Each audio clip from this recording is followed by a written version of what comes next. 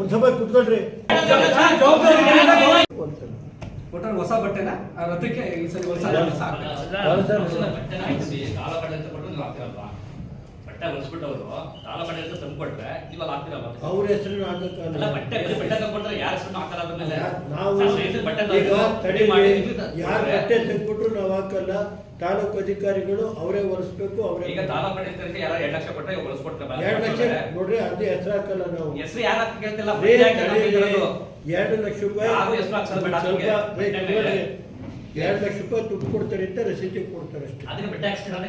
But ಅದನ್ನ ಅವ್ರು ಏನ್ ಬೇಕೋ ಬಟ್ಟೆ ಅದೇ ಈಗ ಬಟ್ಟೆ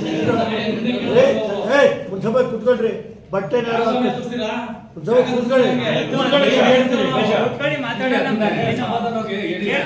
ಹೇಳ್ತೇನೆ ಅಲ್ವಾ?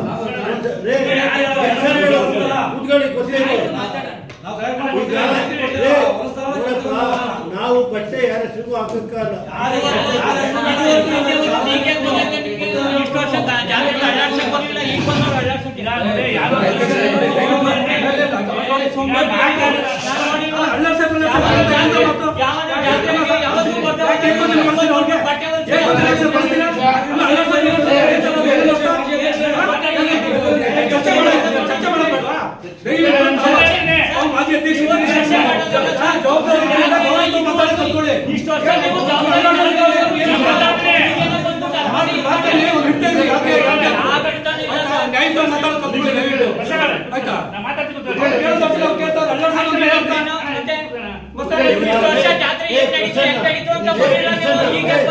ಪ್ರಸನ್ನ,